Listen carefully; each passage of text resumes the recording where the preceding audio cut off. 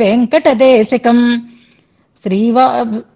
శ్రీవాత్స్య వరదాచార్య పౌత్రం తత్పద సంశ్రయం తాతార్యతనయం వందే రఘునాథాహ్వయం గురుం కాశ్యపాన్వయ సంజాతం నారాయణ పదాశ్రితం శ్రీమన్నారాయణం వందే యతీశ్వర శ్రియాజుషం. సద్గ్రంథాధ్యయన సంగోష్ఠిని ఈనాటి వ్యాసంగానికి సాదరంగా ఆహ్వానిస్తూ కలిసి ప్రార్థన చేసుకుందాం. శ్రీపరాశర భట్టార్య శ్రీరంగేశ పురోహిత శ్రీవత్సాంకసుత శ్రీమాన్ శ్రేయసే మేస్తు భూయసే. సప్త ప్రాకార మధ్యే సరసిజ ముకుళోద్భాసమానే విమానే కావేరీ మధ్యదేశే మృదుతర ఫణిరాట్భోగ పర్యంక భాగే నిద్రాముద్రాభిరామం కటినికట శిరః పార్శ్వవిన్యస్త హస్తం పద్మాధాత్రీకరాభ్యాం పరిచిత చరణం రంగరాజం భజేహం. యద్బృందావన పండితం దధిరవైర్యత్తాండవం శిక్షితం యల్లక్ష్మీకర సౌఖ్య సాక్షి జలజ ప్రస్పర్థమానర్థయత్ యద్భక్తేష్వజలస్థలజ్ఞమపి యద్దూత్య ప్రసంగోత్సుకం తద్విష్ణోః పరమం పదం వహతు నః శ్రీరంగిణో మంగళం. శ్రీస్తనాభరణం తేజః శ్రీరంగే శయమాశ్రయే చింతామణిమివోద్వాంతం ఉత్సంగే అనంతభోగినః.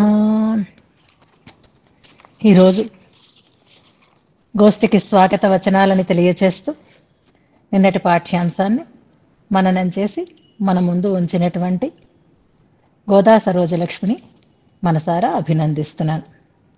చాలా కాన్ఫిడెంట్గా, చాలా స్పష్టంగా, చక్కటి అవగాహనతో 2 శ్లోకాలని మంచిగా ప్రజెంట్ చేసింది. ప్రజెంటేషన్ బాగుంది. ఇవాళ చాలా కాన్ఫిడెంట్గా ఉంది ఆ ప్రజెంటేషన్.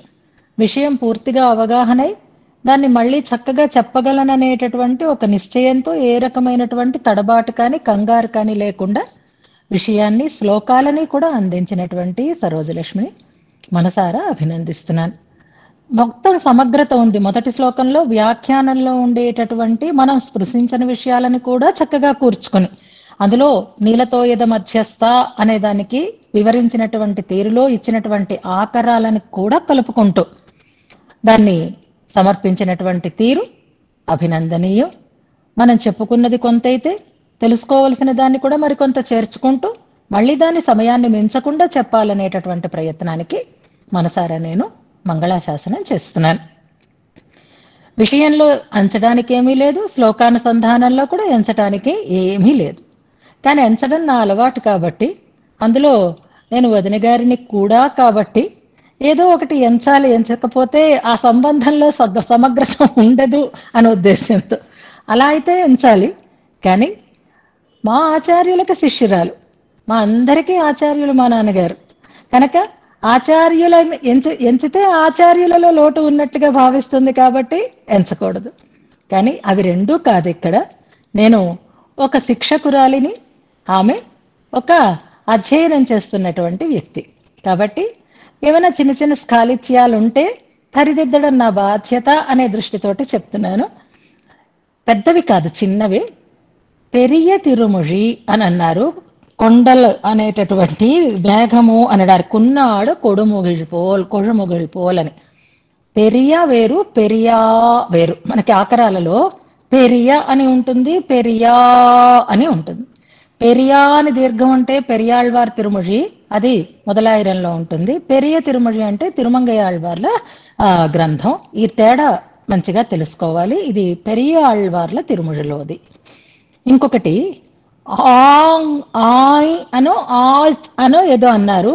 అక్కడ ఆ మౌళి అనేటటువంటి రత్నమకరి అన్న చోట మనం ఆంగ్ అనేది పదం, అక్కడ అది ఒక ఉపసర్గ అంటారనమాట. దాన్ని ఆంగ్ కాఖ గఖ ంగ అని మనం చదువుకునే వాళ్ళం కదా, అలాగా అది ంగ అన్నమాట. చా కాదు, జా కాదు, ఆంగ్ పూర్వకమైన అని అంటారు. ఆంగ్ అనేది ఒక ఉపసర్గ. ఈ ఉపసర్గలు ఒక్కొక్క అర్థంలో విధింపబడుతూ ఉంటాయి. ఇక్కడ ఆంగ్ అనేటటువంటి ఉపసర్గ అభివిధిలో ఉపయోగింపబడింది అని చెప్తారు. అంటే ఆసమంతాత్ పూర్తిగా మొత్తముగా కింద నుంచి పైకి పైనుంచి కిందకి అనేటటువంటి అర్థంలో అన్న చిన్న దోషాలు తప్ప చక్కగా అధ్యయనం చేయటం చాలా చాలా సంతోషాన్ని కలిగిస్తుంది. నిజానికి ఏమిటో రంగనాథుడు అఘటిత ఘటనా సమర్థుడు అని అనిపిస్తోంది. వటపత్ర సాయి కాదు, రంగనాథుడే అని. ఎంచేతంటే ఇది మనం చెయ్యలేము, ఇది వీళ్ళు చెయ్యలేరు అని అనుకుంటే వాళ్ళ చేత ఆ పనిని చేయిస్తున్నాడు. వాళ్ళు అనుకున్నా వాళ్ళ చేత చేయిస్తున్నాడు, మనం అనుకున్నా వాళ్ళ చేత చేయిస్తున్నాడు. 2 ఉదాహరణలు చెప్తాను. శ్యామలమ్మ గారు, నేను ఇప్పుడు చదవలేను, నేను ఎలాగా శ్రీరంగం కూడా రాలేను, జ్ఞాపకం ఉండదు, ఏవో ముఖ్యమైన శ్లోకాలు చెప్తే చదువుతాను అన్నారు. కానీ నిన్న ఆమె 12 శ్లోకాలు నాకు వచ్చేసాయి, హాయిగా చదువుకుంటున్నాను అని అన్నాడు. చూసారా, ఇది ఎవరు చెప్పారు? ఆమెను ఎవ్వరీ ఒత్తిడి చేయలేదు, కానీ రంగనాథుడే ఆమె చేత ఆ పనిని చేయించాడు. ఇక మా గోదా సరోజలక్ష్మి గారు ఉన్నారు అంటే రొటీన్ పనిలోనే తీరిక లేదు, టైం లేదు, చాలడం లేదు, పనులు అవ్వటం లేదు, ఇంకా ఎన్నో పనులు ఉన్నాయి అనుకునేటటువంటి ఒక తీరు ఆమెది. పాపం అలా కష్టపడుతూనే ఉంటుంది విశ్రాంతి తీసుకోకుండా. కానీ నిశ్చింతగా పని అయిపోయింది అనే ఫీలింగ్ ఎప్పుడూ ఉండదు ఆమెకి. అందులో ఇప్పుడు మనవడు పుట్టాడు కూడా. ఆ మనవడు చంటి పిల్లడు 2వ మాసం నడుస్తోంది. ఈ సమయంలో మా సరోజ ఈ వ్యాసంగంలో అన్వయిస్తోంది అంటేనే ఇది వటదళం మీద స్వామి పడుకున్నటువంటి అఘటిత ఘటన కంటే కూడా ఇది చాలా విచిత్రంగా నాకు అనిపిస్తోంది. రంగనాథుడే ఆ సేవా భాగ్యం ఆమెకి కలిగిస్తున్నాడు అని అనుకుంటాం. చీకటంతా పోయిన తర్వాత దీపం పెట్టుకుందాము అని అనుకోవడం లాంటిదే మనకి ఈ బాధ్యతలన్నీ తీరిపోయిన తర్వాత చదువుకుందాము అని అనుకోవడం. అలా కాకుండా అది అలా నడుస్తూ ఉంటుంది, ఇది ఇలా మనం కొనసాగించుకుంటూ ఉండాలి అనేటటువంటి ఒక స్థైర్యం వచ్చి చేస్తే మళ్ళీ ఏదైనా చక్కగా స్పష్టంగా మంచిగా శ్రద్ధగానే చేస్తుంది. అలా ఈ అవధానంలోనూ పేరివ్వడం, దాంట్లోనూ చక్కటి అభ్యాసం చేయటం, ఇవాళ మనన తాంబూలాన్ని కూడా సమర్పించడం చక్కగా మనస్సుకి చాలా ఆనందాన్ని కలిగించింది. ఈ తాంబూలాన్ని చాలా ఆదరంగా స్వీకరిస్తూ ఇలాంటి చక్కటి వ్యాసంగంతో సమయాన్ని సద్వినియోగం చేసుకుంటూ సద్గ్రంథ అధ్యయనం సఫలం చేసుకుంటూ ఆచార్య ముఖ వికాస రూపంగా ఇలాంటి వ్యాసంగాన్ని కొనసాగించుకోవాలి. ఇది నిజంగా ఆచార్యులకు మనం సమర్పించేటటువంటి తాంబూలంగా భావించాలి అని, అలాంటి అవకాశాన్ని అలాంటి అభ్యాసాన్ని ఆమెకి ఇతోధికంగా కలిగేటట్లుగా పెరుమాళ్ళు ఆచార్యులు అనుగ్రహించాలి అని ప్రార్థిస్తూ ఈనాటి మన వ్యాసంగాన్ని శ్లోకానుసంధానంతో ప్రారంభం చేసుకుందాం. శ్రీవత్స చిహ్నమిశ్రేభ్యో నమ ఉక్తిమధీమహే యదుక్తయస్త్రయీ కంఠే యాంతి మంగళ సూత్రతాం. 80వ శ్లోకం నుంచే చదువుకుందాం. జలధిమివ నిపీతం నీరదేనాద్రిమబ్ధౌ నిహితమివ శయానం కుంజరం వాద్రికుంజే కమలపదకరాక్షం మేచకం ధామ్ని నీలే ఫణినమధిశయానం పూరుషం వందిషీయ శ్రీరంగేశయ ఇహ శర్మ నిర్మిమీతాం ఆతామ్రాధరపదపాణి విద్రుమో నః కావేరీ లహరికరోపలాల్యమానో గంభీరాద్భుత ఇవ తర్ణకోర్ణవస్య సించేదిమం చ జనమిందిరయా తటిత్వాన్ భూషామణిద్యుతిభిరింద్రధనుర్దధానః శ్రీరంగధామని దయారస నిర్భరత్వాత్ అద్రౌసయాళురివ శీతలకాలమేఘః ఆమౌళిరత్నమకరాత్ పునరాచ పద్భ్యాం. ఇందాక పద్మజ గారు ఒక డౌట్ పెడుతున్నారు, అది జాగ్రత్తగా గమనించండి. పద్భ్యాం అని చదవాలి. దా కింద భావొత్తు, దాని కింద యావత్తు. ఆ మౌళి రత్నమకరాత్ పునరాచ పద్భ్యాం, పద్యాం అని అనుకుంటారు, దా కింద భావొత్తును వదిలేసుకుంటారు. పదము పద్భ్యాం అనేది విభక్తిలో వచ్చినటువంటి ప్రత్యయము. పునరాచ పద్భ్యాం ధామక్రమోన్నమదుదారమనోహరాంగం శ్రీరంగశేషశయనం నయనైః పిబామః పశ్యన్మనః ప్రవణమోఘమివామృతస్య. ఇంతవరకు అనుసంధానం చేసుకున్నాం. ముందుగా ఇవాళ నాకు 2 రకాల ఆనందాలు ఉన్నాయి. రెండింటిని మీతో నేను షేర్ చేసుకుంటాను. అందులో మొదటిది ఏమిటి అంటే, సంబంధం లేదనుకోకండి, కానీ సంతోషాన్ని ఎప్పుడు పంచుకోవాలి కాబట్టి చెప్తున్నాను. మనం ప్రమాణ తిరట్టలో రకరకాల పాసురాలను అనుసంధానం చేసుకుంటున్నాం. అందులో నిన్నను తిరువిరుత్తంలో ఒక పాసురాన్ని అనుసంధానం చేసుకున్నాం. అది నీలతో ఐదు మధ్యస్థ అన్నదానికి సరిపోయేటట్టుగా ఉంటుంది అని అనుకున్నాం. అక్కడ హంసలు, దూత ప్రేషణ, దౌత్యం, హంస వెళ్ళకపోవటం. అప్పుడు మనం చెప్పుకున్న ఒక మాట, మగవాళ్లే దూతలుగా పంపించే అలవాటు ఉండడం చేత నేను ఆడదాన్ని కనుక నా మాట వినడం లేదా అని నిష్ఠురోక్తులు పలుకుతోంది అని. స్వాతి ఒక ఒక విషయాన్ని చెప్పి ఇలా జరిగింది కదా అని నాకు ఒక మెసేజ్ లాగా అంటే రాసి ఒక పేపర్ పెట్టింది. అమ్మా, రుక్మిణీదేవి శ్రీకృష్ణుడికి దగ్గరికి ఒక ఆయన్ని సందేశం పంపించింది కదా, మరి ఆడవాళ్ళు కూడా దూతలుగా పంపించటం అనేది ఉంది కదా అంది. నాకు చాలా సంతోషం వేసింది. చెప్పింది వినడం కాకుండా విషయాన్ని అలా విశ్లేషణ చేసుకుని ఈ రుక్మిణీదేవి పంపించటం అనేది ఆళ్వార్ల కాలం నాటికి భాగవతంలో విషయం కాబట్టి అది వాళ్ళకి తెలియాలి కదా, అందులో ఏమీ ముందు వెనకలు కూడా లేవు. మరొకరిని పంపించింది కదా అని అడిగింది. అంటే అవును అని చెప్పాను. మరి ఇవాళ మనం దాన్ని ఎలా సమన్వయం చేసుకోవాలి? ఇంకా మీకెవరికైనా ఏమైనా డౌట్లు వస్తాయేమో ఆలోచించండి, చివరిలో చెప్తాను. అలా ఆ పిల్ల ఆలోచించి అడిగినందుకుగా ఇవాళ నేను ఒక గిఫ్ట్ ఇస్తాను. అంటే భాగవతమో రామాయణమో మరొకటో మీరు ఇలా విశ్లేషణ చేసుకోగలుగుతున్నారంటే ఆ మాత్రం కథ తెలిసే మీరు ఇలా ఆలోచిస్తున్నారు. అందులో ఉండేటటువంటి మరిన్ని విషయాలు తెలుసుకుంటే ఇంకా ఎంత బాగా ఆలోచిస్తారో, ఇంకా ఎంత ఆనందిస్తారో అనేటటువంటి సంతోషంతో దీనికి కూడా ఆన్సర్ మనం చెప్పుకుందాం. దీన్ని కూడా మనం చివరిలో సమన్వయం చేసుకుందాం. ఇంకా ఎవరైనా ఉన్నారా కూడా ఆలోచించండి. చివరిలో ఎవరెవరు ఆడవాళ్ళు దూతలుగా పంపించారు అనే దాన్ని మొత్తం తీసుకుని అప్పుడు మనం దాన్ని సమన్వయం చేసుకుందాం. ఇప్పుడు మనం తెలుసుకోవాల్సింది ఏది అనంటే మన శ్లోకానికి సంబంధించిందే, కానీ రామాయణంలో ఉండేటటువంటి అద్భుతమైన వర్ణన. స్వాతి అనేసరికల్లా ఈ టీం అంతా రామాయణం అవధానం చేసుకున్నారు కాబట్టి వీళ్ళకి రామాయణంలోదే ఇంకొంచెం లోపలికి వెళ్ళి చెప్పాలి అని అనిపిస్తుంది అనమాట. అందుకు ఇప్పుడు మనం అర్థం చెప్పుకున్న శ్లోకంలో ఇప్పుడు చదువుకున్నాం కదా, అందులో నయనైహి పిబామహ అని ఒక ప్రయోగం ఉంది చూడండి. మనం చాలా రోజుల ఎక్సర్సైజులు చేసుకోవటం లేదు, మనకి టైం చాలటం లేదు. అందుకని ఇందులో చిన్న ఎక్సర్సైజ్ చేయిస్తున్నాను. ఆమౌళి రత్న మకరాత్ అని శ్లోకం ఉంది కదా, ఈ మౌళి అనే పదంతో ఉన్నటువంటి శ్లోకం మరొకటి కూడా మనకి ఉంది. ఆ శ్లోకాన్ని ఒకసారి జ్ఞాపకం చేసుకుందాం. స్వాస్త్ర రూప స్ఫురన్ మౌళి మా శబ్ద ఇత్యుద్ధునానాన్ అనేటటువంటి ఒక శ్లోకం. పంచాయుధి ఇం స్తుమః, పంచాయుధిని స్తోత్రం చేస్తాము అన్నప్పుడు స్వాస్త్రరూప స్ఫురన్ మౌళి అని అక్కడ మౌళి అనేటటువంటి పదప్రయోగం మనకి కనిపిస్తుంది. ఆ రకంగా మనం ఎక్సర్సైజ్ చేసుకుందాం. ఇంకొకటి నయన శబ్దం ఉంది ఇందులో చూడండి.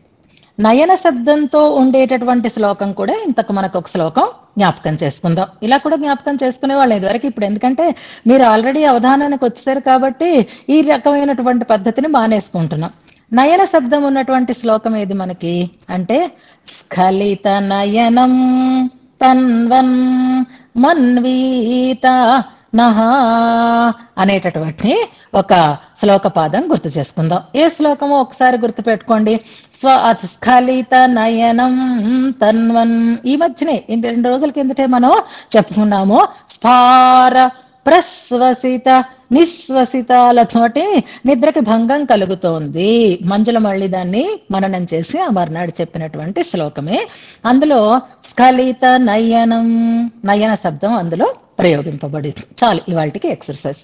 ఇప్పుడు నయనైహి పిబామహ అని అనుకుంటు, నిన్న చెప్పేసుకున్నాం మనం, అయిపోయింది. ఇప్పుడు నయనైహి పిబామహ అనడంలో కళ్ళతో తాగడం అన్నదానికి ఇలా ప్రయోగం ఇంతకు ముందు కూడా ఉంది అని అనుకుంటున్నాం. ఇంద్రియాలకి నియతమైన ఒక వ్యవస్థ ఉంటుంది, ఆ వ్యవస్థతో అవి పనిచేస్తూ ఉంటాయి. కానీ కళ్ళు తాగడం అనే ప్రయోగం అపరిమితమైనటువంటి అనుభవాన్ని మనకి తెలియచేస్తోంది అని అనుకున్నాం మనం కదా. ఇప్పుడు రాబోయేడల్లో ఇలాంటి ఒక మంచి ప్రయోగాన్ని మీకు చెప్తాం. ఇక్కడ ఉండే డిఫికల్టీ పెద్ద ఏమీ లేదు. ఎందుకంటే పిబామహాని తాగుతాము అంటున్నారు, తాగేది అమృత ప్రవాహాన్ని అని అంటున్నారు. రంగనాథుని అక్కడ అమృత ప్రవాహంగా చూపించారు.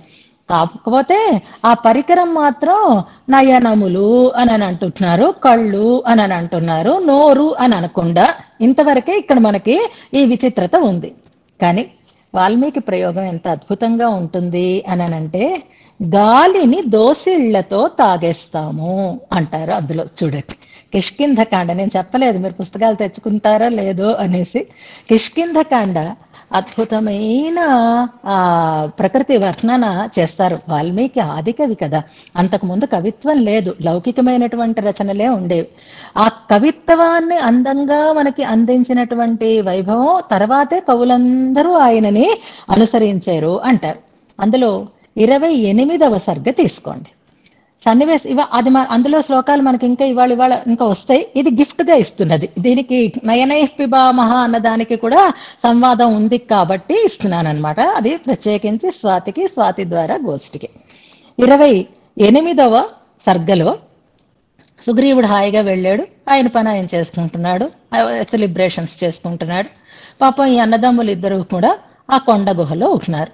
ప్రశ్రవణ శైలం అక్కడ వాళ్ళు ఉన్నారు. ఈలోగా వర్షాకాలం వచ్చింది అని ఆ వర్షాకాలాన్ని వర్ణన చేస్తారు వాల్మీకి. రాముడు ఆ వర్షాకాల వైభవాన్ని చెప్తున్నట్లుగా వర్షాకాలంలో సహజంగా ఉండేటటువంటి ప్రకృతి సౌందర్యాన్ని అందులో వర్ణిస్తారు. అందులో 8వ శ్లోకం చూడండి, నేనే చదువుతాను, చాలా అద్భుతమైన శ్లోకం. మేఘోదర వినిర్ముక్తాః కల్హార సుఖ శీతలాః శక్యమంజలిభిః పాతుం వాతాః కేతకి గంధినః. శీతల కాలమేఘం అనుంది చూసారా, అక్కడ కూడా శీతల అనుంది. ఇది మేఘానికి సమస్యతుంది, ఇక్కడ ఈ ప్రయోగానికి సరిపోతుంది. వర్షకాలం కదా, మేఘాలు ఆకాశాన్ని ఆవరించి ఉంటాయి, అంతటా మేఘాలు పరుచుకుని ఉంటాయి. గాలి కూడా అంతటా పరుచుకుని ఉంటుంది. గాలి ఒకచోట ఉండదు, అలా అలా అలా తిరుగుతూ ఉంటుంది. సదాగతి అంటారు దాన్ని. ఇప్పుడు ఆ గాలి మేఘాలలోంచి వస్తోందనమాట. అంటే మేఘాలని చీల్చుకుంటూ గాలి వస్తుంది. గాలి కూడా అంతటా ఉంటుంది కాబట్టి ఆకాశం అంతటా ఉంటుంది. ఆకాశంలో వర్షకాలంలో మేఘాలు బాగా విస్తరించి ఉంటున్నాయి. ఇప్పుడు ఆ మేఘోదర వినిర్ముక్తాః, ఆ మేఘాలలోంచి బయటపడుతున్నాయి అన్నమాట. ఆ మేఘాలలోంచి బయటపడుతోంది గాలి అని చెప్పడం కోసం ఏమిటి అంటే, మనం స్పీడ్గా డ్రైవ్ చేసుకుంటూ వెళితే స్పీడ్ బ్రేకర్ వచ్చింది అనుకోండి, స్పీడ్ తగ్గుతుంది కదా, అప్పుడు ఏమవుతుంది, గతిలో మందత్వం ఏర్పడుతుంది కదా. ఏదైనా మనకి ఒక పెద్ద అడ్డు వస్తే మనం వెళ్తాం ముందుకి, కానీ అడ్డు లేకుండా వెళ్ళినట్లుగా వెళ్ళము, కాస్త గతి మనకి మందగిస్తుంది. ఈ మేఘోదర వినిర్ముక్త అని చెప్పడంలో ఆ గాలి యొక్క స్పీడ్ తగ్గిందనమాట. ఆ గాలికి మెల్లతనం వచ్చింది అంటారు. అప్పలాచార్య స్వామి వారి వ్యాఖ్యానం కూడా అద్భుతంగా ఉంటుంది తెలుగులో. మెల్లతనం అంటారు. గాలికి చల్లతనం ఉండాలి, గాలికి మెల్లతనము ఉండాలి. గుర్తుపెట్టుకోండి, మెల్లతనం అంటే మందత్వం అని అనుకోండి. మెల్ల అంటే మళ్ళీ వేరే ఇంకో అర్థంలో మన తెలుగులో మెల్లకన్ను అన్నట్టుగా అలా అనుకోకండి. మెల్లతనం, ఎందుకంటే స్పీడ్గా ఫ్యాన్ తిరుగుతోంది అనుకోండి, బుర్ర పిచ్చెక్కినట్టు అయిపోతుంది ఆ సౌండ్కి. ఈ వేసంకాలం వచ్చింది అంటే మా విజయనగరం లాంటి ప్రదేశాలలో అబ్బో ఆ వాతావరణాన్ని అస్సలు తట్టుకోలేవరు కూడా. హ్యూమిడిటీ బాగా ఎక్కువ ఉంటుంది, ఉక్కపోత విపరీతంగా ఉంటుంది. ఎంత స్పీడ్గానో ఫ్యాన్ పెట్టుకుంటున్నా ఆ గాలి చాలనట్టుగానే ఉంటుంది. వేసంగిలో వచ్చే పెద్ద కష్టం అది. కానీ గాలి ఎప్పుడూ కూడా స్పీడ్గా ఉంటే సుఖం ఉండదు, మందంగా తగలాలి మన ఒంటికి. ఆ గాలి చల్లగా తగలాలి, మెల్లగా తగలాలి అనమాట. ఇప్పుడు ఇక్కడ గాలి మేఘోదర వినిర్ముక్తం అయింది అంటే మెల్లతనం సంతరించుకుంది ఒకటి. ఇక చల్లతనానికి ఏం తెప్పుకుంది అంటే కల్హార సుఖ శీతల. కల్హారములు అంటే నీటి పట్టులు, సరస్సులు అనమాట. ఆ సరస్సుల మించి వస్తోంది.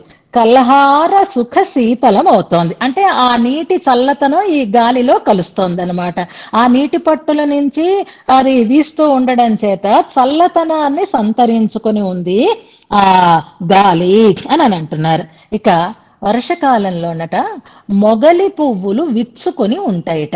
మొగలి పువ్వులు ఆ పొట్టలుంటాయి చూసారా, అది కనుక విడితే ఆ మొగలి వాసన ఎంత అద్భుతంగా ఉంటుందో ఒకసారి మనం గుర్తు చేసుకుందాం.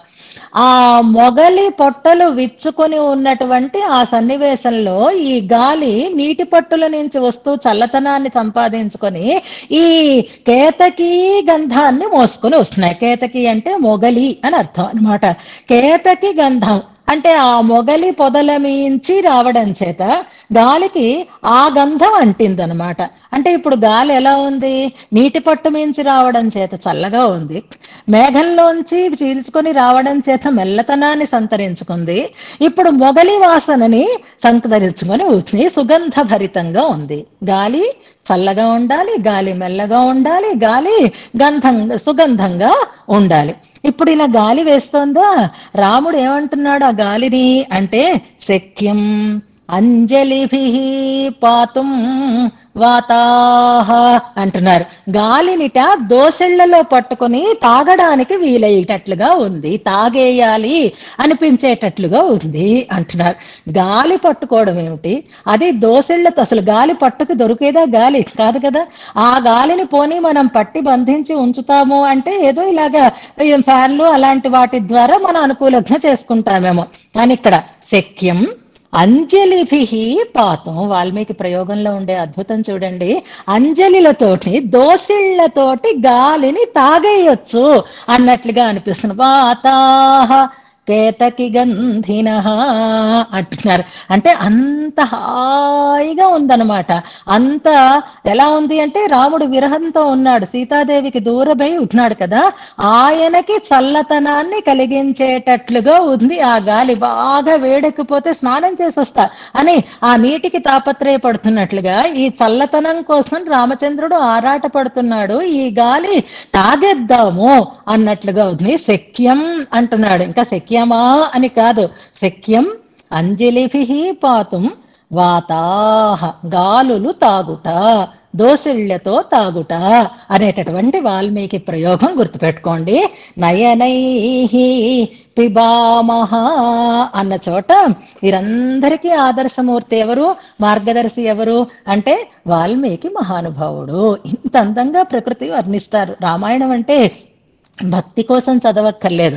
రామాయణం అంటే మనస్సుకి హాయిని పొందడం కోసం రామాయణాన్ని మనం అధ్యయనం చేసుకోవాలి అని అనిపించింది. ఇది చదివిన తర్వాత ఇవాళ ఇది చెప్దాం అనిపించింది. ఎందుకో నిన్ననే వచ్చింది ఆలోచన, స్వాత అడిగిన తర్వాత ఇది చెప్దాం అనిపించింది. ఇది చూసిన తర్వాత ఇప్పుడేమనిపిస్తుంది అంటే, ప్రతి శ్లోకం చదువుకుంటూ రామాయణాన్ని మనం ఒకసారి అందరం కలిసి అనుభవిస్తే బాగుంటుందేమో. కథాభాగం కాదు, విషయ వివరణం కాదు, ప్రతి శ్లోకం చదువుకుంటూ ఒక్క శ్లోకం కూడా వదలకుండా మనం రామాయణం అంతా కూడా చదువుకుందాం. ఎందుకు మనకేం తొందర, మనందరం ఇక్కడే ఉన్నాం, హాయిగా ఉన్నన్నాళ్ళు ఉంటాం, ఉన్నన్నాళ్ళు చదువుకుంటూనే ఉంటాం అనమాట. అలా మనని అనుగ్రహించాలి అని ముందుగా వాల్మీకి భగవానుడిని మనం ప్రార్థన చేసుకుందాం. ఈ అందాలన్నీ తెలియాలి అంటే మనం ప్రతి శ్లోకం చదువుకుంటే కానీ తెలియవు. కిష్కింద కథ చదివేసుకుంటే ఇలాంటి శ్లోకాలు మనకు అసలు చెప్పుకునేటటువంటి అవకాశమే ఉండదు. అంత అందమైనటువంటి సన్నివేశం ఇంకా ఉన్నాయి. ఇంకా మీరు పుస్తకం దాచేసుకోకండి, ఇంకా చెప్తున్నాను వాటిని కూడా నేను. ఇప్పుడు మనం శ్లోకం దగ్గరికి వచ్చాము. ఇవాళ శ్లోకంలో మనకి ఇంకో అద్భుతం కనిపిస్తుంది. ఈ భాగం ఎవరికి వచ్చిందో, ఈ 77 నుంచి బహుశా గ్రూప్ 8 వాళ్ళకు ఉంటుంది. 77 నుంచి 86 వరకు 87 వరకు ఉండొచ్చు. 10-11 శ్లోకాలు వాళ్ళ వంతుకు వచ్చున్నాయి. ఇందులో చాలా రూపకాలు ఉన్నాయి, గుర్తుపెట్టుకోండి. రంగనాథుణ్ణి రకరకాలుగా చెప్తున్నారు అని, కరబంకల ఏనుగుగాను అని అలా చెప్పుకుంటూ వస్తున్నాం కదా మనం. ఇక్కడ చూడండి 80వ శ్లోకం దగ్గర 3 ఉపమానాలు చెప్పారు అని అనుకున్నాము. రంగ విమానంలో శయనించి ఉన్నటువంటి ప్రణవాకార విమానంలో శయనించినటువంటి రంగనాథుడు, అదొకటి గుర్తుపెట్టుకోండి. తర్వాత అర్ణవతర్ణకం అన్నారు, సముద్రపు పిల్లవాడు, ఇదొక రూపం. ఉత్ప్రేక్షలు అన్నమాట ఇవన్నీ. అంటే సముద్రపు పోతమా అన్నట్లుగా ఉన్నాడు. ఊహలన్నమాట. అబ్బా ఇలా అనిపిస్తోంది, అలా అనిపిస్తోంది అని చూస్తున్నారు. 81వ శ్లోకంలో ఇవన్నీ తర్వాత క్విజ్ ఆన్సర్స్ గా, క్విజ్ క్వశ్చన్స్ కి ఆన్సర్స్ గా మీరు తడుముకోకుండా చెప్పాల్సి ఉంటుంది. మళ్ళీ ఇప్పుడు మననం చేసుకున్న దాంట్లో శీతల కాలమేఘం అని అనుకుంటున్నాం మనం. చల్లటి, అది అద్రౌసయాళు, కొండ మీద నిద్రిస్తూ ఉండేటటువంటి చల్లటి కాలమేఘం అని ఒక ఉత్ప్రేక్ష చేశారు. నిన్నటి దాంట్లో అంటే ఆ శ్లోకంలోని మరొక శ్లోకంలో అమృత ప్రవాహం అని రూపకం చేస్తున్నారు. అమృత ప్రవాహం అనుకున్న, అమృతత్వం అంటే అది దివ్యమైనదే కానీ లౌకికమైనది కాదు అని అనుకుంటున్నాం. ఇక్కడ ఇంకో చిన్న ఎక్సర్సైజ్ చేద్దాం. అమృతౌఘంగా మరొక శ్లోకంలో కూడా చెప్పారు. ఈ శ్లోకంలోనే కాకుండా ఇంతకు ముందు అయిన శ్లోకాలలోనే మనం చెప్పుకున్నాము. అమృతంగా చెప్పుకున్నది ఎక్కడ అనంటే శ్రీ భూమిభ్యాం అనేటటువంటి ఒక వస్తుంది. అగ్రే తార్ష్యేణ పశ్చాత్ అహిపతి శయనేన ఆత్మన అనే శ్లోకంలో శ్రీభీనోళిలత అతృప్త్యా సేవ్యమాన అమృతౌఘం అంటారు. అది 75వ శ్లోకం. సేవ్యమాన అమృతౌఘం, అక్కడ కూడా అమృత ప్రవాహము అని అన్నారు. అంటే రంగనాథుణ్ణి అమృత ప్రవాహంగా చెప్పినటువంటి శ్లోకాలు ఇప్పటి వరకు మనం 2 నేర్చుకున్నాము. ఒకటి 75వ శ్లోకము, మరొకటి 83వ శ్లోకము మనం అనుసంధానం చేసుకున్నాం. ఇప్పుడు ఎలా భావన చేస్తున్నారు రంగనాథుడిని రంగనాథుడిగా చూపించట్లేదు, రంగనాథుడిని రకరకాలుగా చూపిస్తున్నారు. ఇది ఫ్యాన్సీ డ్రెస్ లాగా అనమాట.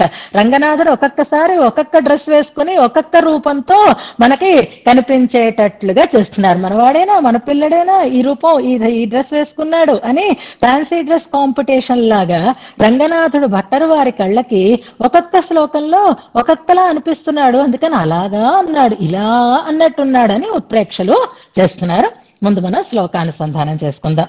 అరవిందితమంధ్రి అంఘ్రి పాణి వక్త్రై అపితాపించితమంచితాంగకాంచ్యా అధరేణ చ బంధు జీవితం శ్రీ నియతం నందనయేత. రంగచంద్రం చిన్న శ్లోకం కానీ చాలా ముద్దుగా ఉండేటటువంటి శ్లోకం. ఇందులో భావన చాలా విచిత్రంగా అనిపిస్తుంది. ఇది మేడ్ ఫర్ ఈచ్ అదర్లా ఉండేటటువంటి దంపతులకే అర్థమవుతుంది. అంటే మేడ్ ఫర్ ఈచ్ అదర్లా అంటే చూడ్డానికి కాదు, ఆస్తిలో కాదు, కులాలలో కాదు, అండర్స్టాండింగ్, ఒకరిని ఒకరు అర్థం చేసుకొని ఉండేటటువంటి ప్రేమ కలిగినటువంటి భార్యాభర్తలు అని అనుకోండి. అలాంటి భార్యాభర్తలకి ఉండేటటువంటి బంధం ఎలా ఉంటుంది అనడానికి ఈ శ్లోకం ఒక చక్కటి నిదర్శనం. మిస్టర్ పెళ్ళాం అని ఒక సినిమా ఉంటుంది, నాకు చాలా ఇష్టం అది. అందులో ఆ భార్యాభర్తల బంధం ఎంత సున్నితంగా, ఎంత అద్భుతంగా దాన్ని పిక్చరైజ్ చేశారో చూడండి. అంటే పెద్ద పెద్ద ఏమీ అక్కర్లేదు, ప్రేమలు డైలాగ్స్ ఏం అక్కర్లేదు, కానీ ఆ పంచుకునేటటువంటి తీరు, ఆ వినియోగించుకునేటటువంటి తీర్లు ఎలా ఉంటాయి అనడానికి ఇదొక అద్భుతమైనటువంటి శ్లోకం అన్నమాట. ఇందులో నందనయేత అనేది క్రియాపదం. నందనయేత అంటే నందనం అంటే నందనవనం అని ఇంతకు ముందు మనకు వచ్చింది చూసారా. నందనవనముగా చేసుకొనుగాక, నందనవనముగా రమించుగాక అంటున్నారు. ఇప్పుడు ఎవరైపోయారు నందనవనం? వాళ్ళ హస్బెండ్ని ఆవిడ నందనవనంగా చేసేసుకుంటోంది. ఆవిడికి ఒకసారి అలా ఔటింగ్కి వెళ్ళాలనిపించింది, ఇంట్లో విసుగొచ్చింది, వక్షస్థలం ఒక్కటే ఆవిడకి నచ్చటం లేదు, అందుకని కాస్త వనవిహారం చెయ్యాలి అని అనిపించింది. ఆమె ఎక్కడికైనా వెళుతుందంటే స్వామికి బెంగ, అందుకని ఎక్కడికో ఎందుకు, ఇక్కడే ఉంది కదా నందనవనం అని తననే చూపించుకున్నాడనమాట స్వామి. ఓ నిజంగానే, అవును చాలా బాగుంది అని అమ్మవారు అదే నందనవనంగా, స్వామినే నందనవనంగా చేస్తుంది అంటారు. ఇందులో ఇంకో విషయం మనకి అర్థం కావడం కోసం చెప్తున్నాను. ఇదివరకైతే కూర్చోడానికి కుర్చీ, పడుకోవడానికి మంచం, రాసుకోవడానికి బల్ల, ఇలా దేనికదే ఉండేవి. కానీ ఇప్పుడు ఫర్నిచర్లో ఎన్ని రకాలైనటువంటి డెవలప్మెంట్స్ వచ్చాయి అంటే అదే బల్ల అవుతుంది, అదే కుర్చీ అవుతుంది, అదే సోఫా అవుతుంది, అదే బెడ్ అవుతుంది, అన్నీ అదే అల్మారీ అదే అవుతుంది. ఎన్ని రకాలు వస్తున్నాయి చూడండి. ఇదివరకైతే మనకి సోఫా కమ్ బెడ్ అంటే 2 in 1 అని అదట గొప్ప విశేషంగా ఉండేది. కానీ వాళ్ళు అక్కర్లేదు, మీకు ర్యాక్ అదే అవుతుంది. మీకు డార్మెటరీ లాగా చేసుకోవాలా, అదే అవుతుంది. మీకు కాళ్ళు పెట్టుకోవడానికి టీపాయిలు అవ్వాలా, అదే అవుతుంది. చూస్తున్నాం కదా, ఓహో యూట్యూబ్ లో మనం ఎన్ని అయినా ఇలాంటి వీడియోస్ చూసుకోవచ్చు, యూట్యూబ్ లో కానీ ఫేస్బుక్ లో కానీ. అంటే అక్కడ దాన్ని ఎలా కావాలంటే అలా అమర్చుకొని, ఎలా కావాలంటే అలా ఉపయోగించుకోగలుగుతాము అనడం కోసం ఈ ఎగ్జాంపుల్ చెప్తున్నాను. ఇక్కడ అమ్మవారు అలా చేస్తోందని కాదు, ఒకటే వస్తువుని ఇన్ని రకాలుగా కూడా మనం అనుభవించడానికి అవకాశం ఉంటే మరి రంగనాథుణ్ణి అమ్మవారు ఎందుకు ఉపయోగించుకోరు? అందుకని అమ్మవారు ఇప్పుడు రంగనాథుణ్ణి నందనవనం చేసేసుకున్నారు అంటున్నారు. శ్రీ అనేది కర్తృపదం. శ్రీహి అంటే అమ్మవారు, నియతం అంటే నిశ్చయంగా చెప్తున్నారు, హాయిగా నందనవనంగా చేసుకోవచ్చు, అలా భావించి ఆనందించచ్చు, ఆవిడ వేరే గార్డెన్ పెంచుకోవాల్సిన అవసరం లేదు అంటున్నారు. నందనయేత ఎవరిని? రంగచంద్రం, రంగచంద్రుడిని. ఎందుకంటే చంద్ర శబ్దంతో ఎందుకు చెప్తున్నారు అంటే ఆహ్లాదం కలగాలి. ఆ ఉద్యానవనంలో నందనవనం అంటే దేవవనం కదా, దివ్యమైనది కదా, అందుకని నందనవనంగా భావించవచ్చు రంగచంద్రుడిని అంటున్నారు ఇందులో. ఎలా మరి?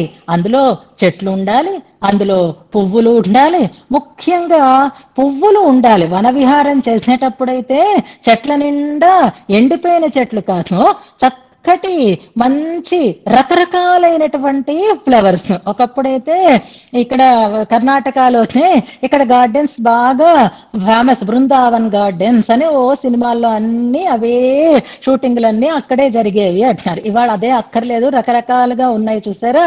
అందులో ఇప్పుడు ఈ నందనవనం చూద్దాం. ఇది ఎక్సలెంట్ నందనవనం కదా. ఈ నందనవనంలో రకరకాలైనటువంటి రంగురంగుల ఫ్లవర్స్ కనిపిస్తున్నాయి. ఏమిటా రంగురంగుల ఫ్లవర్స్ అంటే? అరవిందితం, అరవిందాలు. అరవిందములు అంటే తామరలు అని అర్థం. ఈ తామర, పద్మము, నళినము, అరవిందము, కమలము ఇవన్నీ సమానార్థక పదాలు అన్నమాట.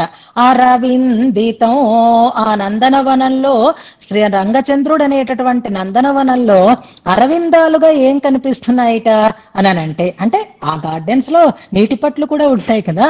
ఏవవి అంటే అంఘ్రి, పాణి, వక్త్రై. స్వామి యొక్క అంఘ్రులు, స్వామి యొక్క పాణి అంటే చేతులు, స్వామి యొక్క ముఖము అంటున్నారు. వక్త్రం అంటే ముఖము, ముఖం పద్మంగా అవుతుంది, హస్తాలు పద్మాలుగా ఉన్నాయి, పాదాలు పద్మాలుగా ఉన్నాయి. సో ఆ నందనవనంలో అరవిందాలు ఉన్నాయి. ఈ వైపుకు వెళితే చామంతులు, ఈ వైపుకు వెళితే రోజెస్, ఈ వైపుకు వెళితే మల్లెలు, ఈ వైపుకు వెళితే మొల్లలు అని గార్డెన్స్ లో ఎలాగైతే ఒక ఏర్పాటు ఉంటుందో అలా అమ్మవారికి అరవిందాలను దగ్గర తిరగాలనిపించిందా? ఇదిగో అరవిందాలు ఉన్నాయి, అవే అంఘ్రి, పాణి, వక్త్రములు అయి ఉన్నాయి ఈ నందనవనానికి. అపి తాపించితం అంచిత అంగ కాంచ్యా. ఇక స్వామి యొక్క శరీర కాంతి ఉంది, అది నీలమేఘం లాంటి వర్ణం కదా. ఎప్పుడు మనకు ఒకే రకమైనటువంటి వస్తువులను చూస్తే అవి ఎంత శ్రేష్టమైనవైనా వెరైటీ కావాలి అని అనిపిస్తుంది. మల్లెపువ్వు ఎప్పుడు తెల్లగానే ఎందుకు ఉండాలి? మల్లెపువ్వు ఎర్రగా ఉంటే ఎలా ఉంటుంది అని మన వాళ్ళు ఎర్రటి మల్లెపూలను కూడా సృష్టిస్తారు. త్రిశంకు స్వర్గం లాగా మన వాళ్ళకి అలాంటి పిచ్చి కూడా, మనం ఏదైనా చెయ్యొచ్చు అని. అలా ఆ గులాబీలో రంగురంగులు ఉన్నాయి, మల్లెల్లో రంగులు లేవు కదా, మల్లె ఒక్క తెల్ల రంగులోనే ఉంది, మిగిలిన పూలన్నీ రంగురంగులుగా ఉంటాయి అనే పిచ్చి పిచ్చి ఆలోచనలు మనకు వస్తాయని ఒకే కలర్ ఎప్పుడూ ఇష్టపడరు వీళ్ళు. అందుకని అమ్మవారు కూడా అంతే ఏమో. అందుకని బ్లూ కలర్ ఫ్లవర్స్, ఆ బ్లూ కలర్ ఫ్లవర్స్, బ్లూ ఆ కలర్ ఎక్కడ కనిపిస్తోందిట అంటే అంగకాంచ్య అంటున్నారు. ఇక్కడ తాపించము అనే పదాన్ని వాడుతున్నారు. తాపించితము, అరవిందితము అనడంలో అరవిందములుగా అయినా, తాపించములుగా అయినా. తాపించము అనేటటువంటి పుష్పము అది తమాల పుష్పం అంటారు. తమాల వర్ణం అంటే నల్ల వర్ణం, తమాల నీలం అని వర్ణనలు ఉంటాయి. తమాల పుష్పం అన్నమాట, అంటే నీలి వర్ణపు పుష్పములు అని అర్థం. ఆ బ్లూ కలర్ ఫ్లవర్స్ కూడా చాలా అందంగా ఉంటాయి. మంచి మంచి గార్డెన్స్ లో మనకి ఈ వైవిధ్యం కనిపిస్తూ ఉంటుంది. అలాంటి ఆ తమాల పూలలాగా ఉందిట స్వామి యొక్క దేహకాంతి అంచేత ఆ కలర్ పుష్పాలు ఈ నందనవనంలో కనిపిస్తున్నాయి. అధరేణ చ. ఇక స్వామి యొక్క అధరం ఉంది. అధరం అంటే పెదవి. ఆ పెదవి ఏ పువ్వులా కనిపిస్తోందిట అంటే బంధు జీవితం అంటున్నారు. బంధు జీవితం అంటే ఎరుపు వర్ణపు పుష్పము అంటారు. మంకెన పువ్వు అని అంటారు. మంకెన పువ్వు ఎర్రగా ఉంటుందన్నమాట. ఆ ఎర్రటి మంకెన పువ్వులా అనిపిస్తున్నది ఏది అంటే స్వామి యొక్క అధరం. అంటే అధరం ఒక్కటే కదండి అంటే అందులో చాలా గుత్తులుగా మీరు ఊహించుకోండి. రక్తవర్ణ పుష్పాలు ఉన్నాయి, నీలివర్ణ పుష్పాలు ఉన్నాయి, అదే శంఖం పూలు రకరకాలు ఉంటాయి కదా. నీలివర్ణ పుష్పాలు ఉన్నాయి, అరవిందాలు. ఈ అరవిందాలు అనేసరికల్లా ఒకే రంగు అని అనుకోకండి. ఎర్ర తామరలు ఉంటాయి, తెల్ల తామరలు ఉంటాయి, రకరకాలుగా ఉంటాయి చూస్తారా. అలాగా గుడ్. ఒక మంచి ఐడియా. ఈ కలర్ డిఫరెన్స్ కి ఒక ఐడియా చెప్తున్నారు. ఒకే కలర్ ఉన్న ముత్యాలు సీతారామ వివాహ సందర్భంలో ఏ రంగుని సంతరించుకున్నాయి అన్నప్పుడు అమ్మ చేతిలో ఉన్నప్పుడు ఏ రంగు, స్వామి శిరస్సు మీద ఉన్నప్పుడు ఏ రంగు, కిందకి జారినప్పుడు ఏ రంగు అని జానక్యాహ కమలాంజలి పుటే అనేటటువంటి పద్మరాగాలలో ఉన్నాయి, కుంద పుష్పాలలో ఉన్నాయి అంటూ చెప్పినట్లుగా ఇక్కడ స్వామి యొక్క ఆ దేహ వర్ణమే అక్కడ చెప్పినది. నిజానికి దేహవర్ణాన్ని బట్టి అక్కడ ముత్యాలు మారలేదు, మారితే నీలంగా మారి ఉండాలి. కానీ స్వామి ధరించినటువంటి తలపాగా తెల్లగా ఉండడం చేత కుంద పుష్పాలుగా మారేయి అని అక్కడ అందమైన వివరణ మనకి చేస్తున్నారు. అంచేత ఇన్ని రకాలైనటువంటి వర్ణాలు కలిగినటువంటి పుష్పాలతో కూడినటువంటి నందనవనంగా అమ్మవారు స్వామివారిని అనుభవించవచ్చు, ఆనందించవచ్చు. వనవిహారం ఇక్కడే చెయ్యవచ్చు. కొంచెంసేపు స్వామి మీరు నందనవనం అయిపోవాలి అని అనాలి అంతే. అంటే నేను హాయిగా తిరుగుతాను, మీరు డిస్టర్బ్ చెయ్యొచ్చు, డిస్టర్బ్ అవ్వద్దు. నందనవనం ఎలా అయితే అనుభవయోగ్యంగా ఉంటుందో స్వామి కూడా అలాగే అమ్మకి ఆనందదాయకుడు అవుతున్నాడు అని స్వామి సౌందర్య వర్ణనే చేస్తున్నారు. కానీ మరొక రకమైనటువంటి విధానంలో ఇందులో చేస్తున్నారు. అదేంటండి భగవంతుడు వనమేముడు ఏమిటండి, మరి అతిగా లేదా అని మీకు అనిపించచ్చేమో. భగవంతుడు వనమే, భగవంతుడు చెట్టే. ఇది ఎవరు చెప్తే మనం నమ్ముతాము అంటే భట్టరు వారు చెప్పినా మనం నమ్మమేమో, కానీ శృతి చెప్తే అది పరమ ప్రమాణం. శృతి చెప్పింది బ్రహ్మవనం, బ్రహ్మ వృక్షం అని. మనం అంతకుముందు ఈ శృతి వాక్యాన్ని చెప్పుకున్నాం. పత్రలహ పారిజాత అన్నప్పుడు నివాస వృక్ష సాధూనాం అని చెప్పుకున్నాం. వాసుదేవ తరుఛాయ అని చెప్పుకున్నాం. అక్కడే బ్రహ్మవనం, బ్రహ్మ వృక్షం అనేటటువంటి శృతి వాక్యాన్ని కూడా మనం చెప్పుకున్నాం. ఇంకా శృతే చెప్పిన తర్వాత స్వామి నందనవనం, పరబ్రహ్మ నందనవనం అని అనడంలో ఏ రకమైనటువంటి దోషము ఉండదు. స్వామి చెప్తే, శృతి చెప్తే సరిపోయిందా? మాకు ప్రమాణం అంటే మాకు ఆ దివ్య దేశాలు అనాలంటే ఆళ్వార్లు పాడాలండి. అలాగా ఆళ్వార్లు చెప్పారా ఎక్కడైనా అనంటే చెప్పారు. గుడ్. నైమిసారణ్యం చెప్పారు చూసారా. స్వామి ఒక్కొక్క చోట ఒక్కొక్క రూపంగా ఉంటాడు. జలరూపుడై ఉంటాడు, స్థల రూపి అయి ఉంటాడు, వన రూపి అయి ఉంటాడు. అలాగా నైమిసారణ్యం మనకి వన రూపంగా దర్శిస్తాడు ఆయన.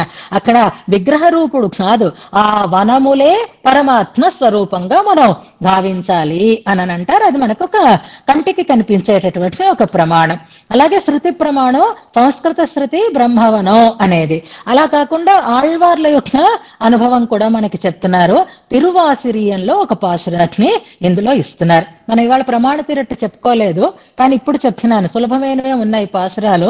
వెనకటి శ్లోకంలో మనకి అమృత ప్రవాహం అని అన్నారు. పరమాత్మని అమృతంగా భావించడం అనేది మనం వింటూనే ఉన్నాం. అమలనాది పిరాన్ని మనం అనుసంధానం చేసుకున్నాం కనుక ఎన్నముదినే కండ కంగళ్ అనే పాశురాన్ని చివరిలో అనుసంధానం చేద్దురున్నాను.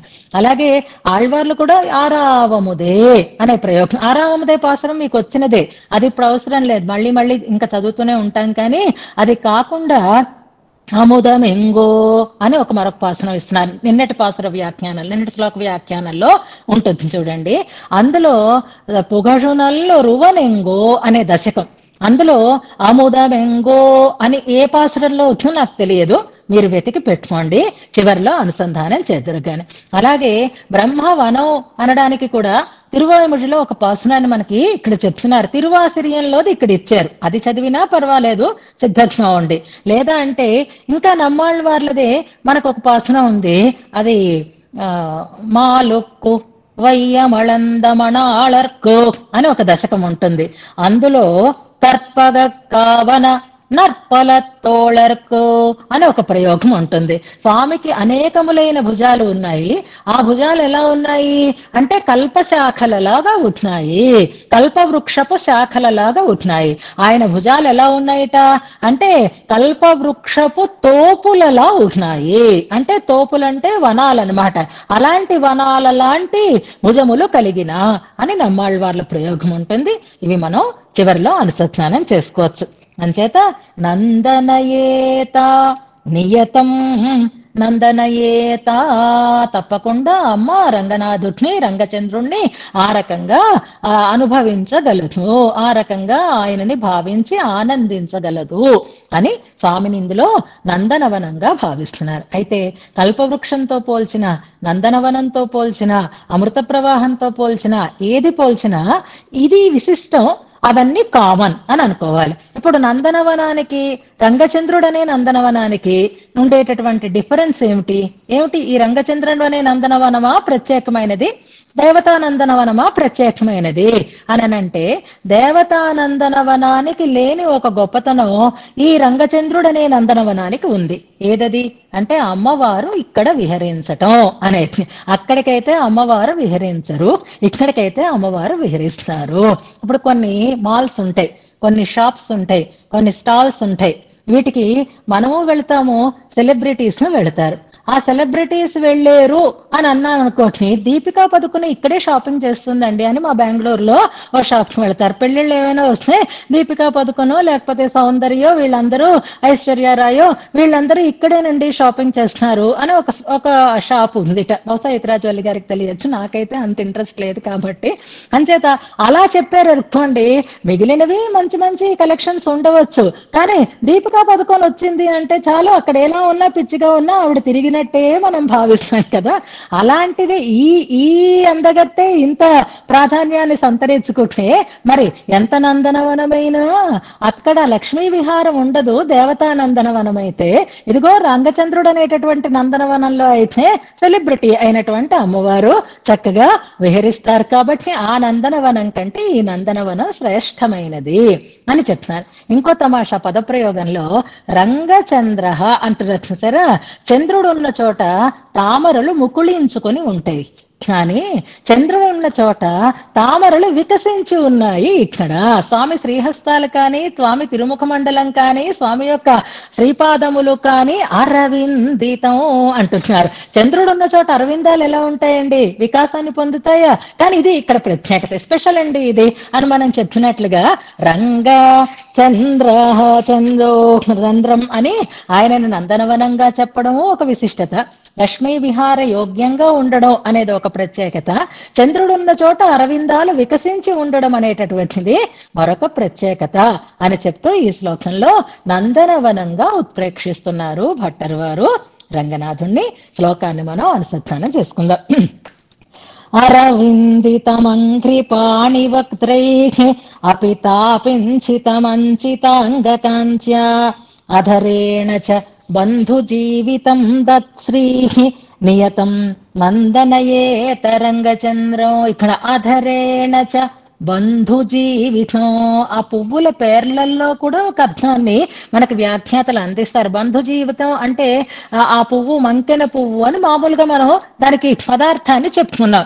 ఇక్కడ బంధువులకి జీవితం, భగవంతుణ్ణి ప్రాణాలతో పోల్చారు కదా, ప్రాణాల లాంటి వాడు అస్మద్ అసూన్ అని చెప్పినట్టుగా అధరేణచ బంధు జీవితం, ఆయన అధరం బంధువులకి జీవితం. అంటే ఆయన మాట, ఆయన చిరునవ్వుతో ఆయన చెప్పేటటువంటి మాట బంధువులకి ప్రాణం పోస్తుంది అనమాట.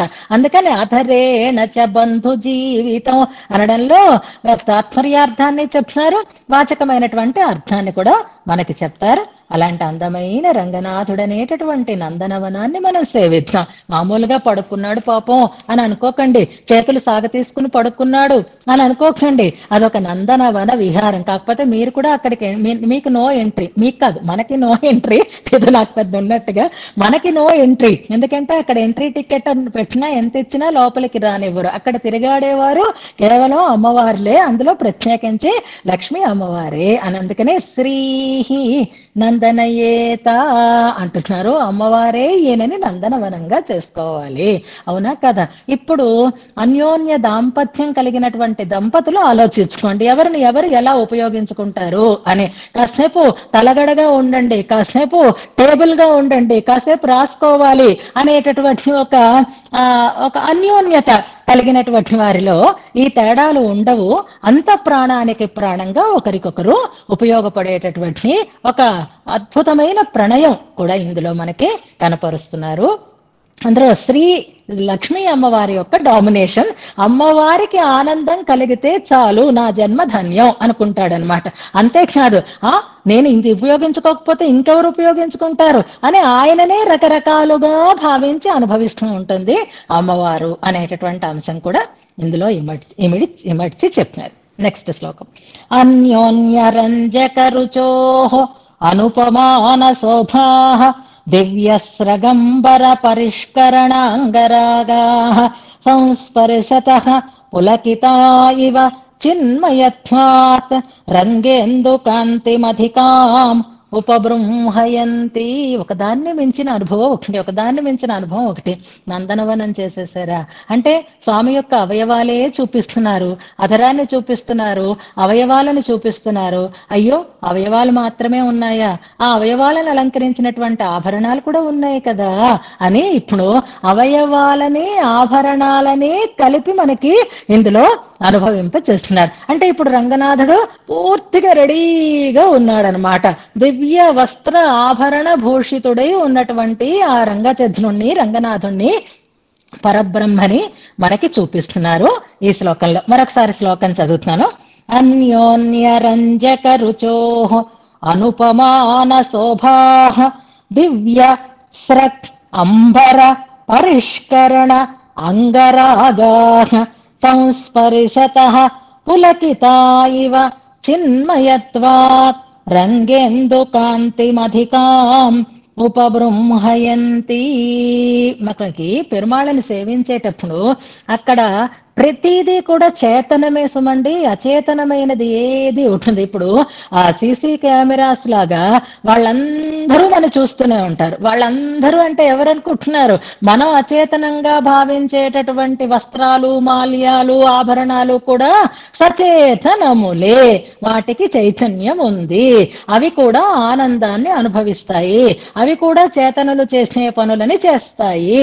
వాటి చైతన్యంతో అవి కూడా ఆనందాన్ని పొందుతాయి అనేటటువంటి విషయం కూడా దీంట్లో మనకి చెప్పబడుతుంది. ఇందులో క్రియాపదం ఉపబృంహయంతి అనేది క్రియాపదం. బృంహణం అంటే బాగా పెద్దదిగా చేయడం. ఈ పదం మనకి బాగా అలవాట్లో ఉన్న పదం వేదములు, వేదోపబృంహణములు అని మనం వింటున్నటువంటి వేదము, ఉపబృంహణములు.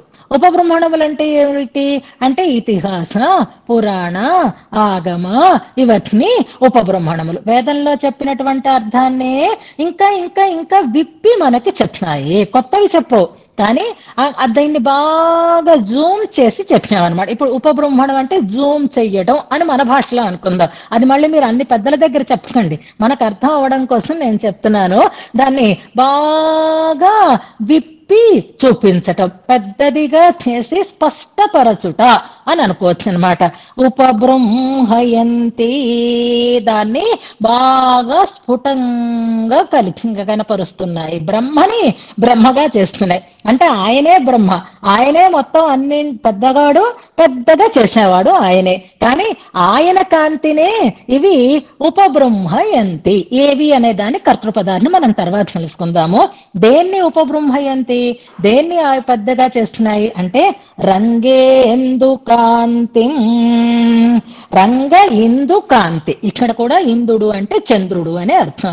రంగేందుడు అంటే రంగచంద్రుడు అని అర్థం. ఎంతటి కాంతి ఆయనది? అధికాం రంగేందు కాంతి. అసలే అదే పెద్దది, దాన్ని ఇంకా పెద్దది చేస్తున్నారు. ఇప్పుడు ఈ సీనరీస్ అవి ఇళ్లలో పెట్టుకునేటప్పుడు ఈ తాంజూర్ ఈ ఫొటోస్ అవి పెట్టుకుంటున్నారు చూసారా, వాటి సైజులు మన స్తోమతని తెలియచేస్తూ ఉంటాయి అన్నమాట. ఇంకా మనం గొప్పవాళ్ళం, ఇంకా మనకి ప్లేస్ ఉంది అంటే మొత్తం గోడంతా నిండిపోయేటట్టుగా ఆ పెయింటింగ్స్ మా అనిత గారి ఇంట్లో చూశాను నేను. నమ్మాళ్ళవార్లు, రామానుజుల వారు, అలాగా ఎక్కడ ప్లేస్ ఉంటే అక్కడ మొత్తం ఆ మూర్తులని నింపేసుకోవడం అనమాట. ఉపబ్రహ్మ, మనం చేసింది ఉపబ్రహ్మణమే కదా. అది ఎలాగా అంటే మనకి వీలైనంతగా అని అనుకుంటున్నాం. ఇక్కడ అధికాం రంగేందు కాంతి, అధికమైనటువంటి రంగచంద్రుని కాంతిని ఉపబృంహయంతి, ఇంకా ఇంకా ఇట్లా వృద్ధిపరుస్తున్నాయి, విశదపరుస్తున్నాయి. ఏవి ఇంతకి అని అంటే చెప్తున్నారు, దివ్య స్రక్ అంబర పరిష్కరణ అంగరాగా. ఈ దివ్య అనేది కామన్ గా అన్నిటికీ పెట్టుకుందాం. దివ్యమైనటువంటి స్రక్, స్రక్ అంటే మాలిక అని అర్థం అనమాట. పూల మాలికని స్రజము అంటారు, స్రక్ అంటారు. దివ్యమైన స్రక్ అంటే పూల మాలికలు. అంబరం అంటే పీతాంబరము, ధరించినటువంటి వస్త్రములు. పరిష్కరణ, పరిష్కరణములు అంటే ఆభరణములు. అంగరాగా, అంగరాగములు పూసుకున్నటువంటి చందనము మొదలైనటువంటి అంగరాగములు. నాలుగింటిని చెప్తున్నారు. ఎవరివి అంటే భగవంతుడుకి సంబంధించిన ఏవవి, స్రక్, అంబర, పరిష్కరణ, అంగరాగా అని చెప్తున్నారు. ఇవి ఎలా ఉన్నాయిట అనంటే వేటికవే లేవుట. ఆ మొదటి పాదం నేను తర్వాత చెప్తాను. మూడో పాదం చూడండి, సంస్పర్శతః పులకిత ఇవ అంటున్నారు. సంస్పర్శతః, అవి ఎవరిని స్పృశించి ఉన్నాయి అంటే పరమాత్మని స్పృశిస్తూ ఉన్నాయి. మాలిక ఎవరి దేహాన్ని స్పృశిస్తోంది. అంబరం స్వామి దివ్యదేహాన్ని స్పృశిస్తోంది. ఆభరణాలు స్వామి దివ్యదేహాన్ని స్పృశిస్తున్నాయి.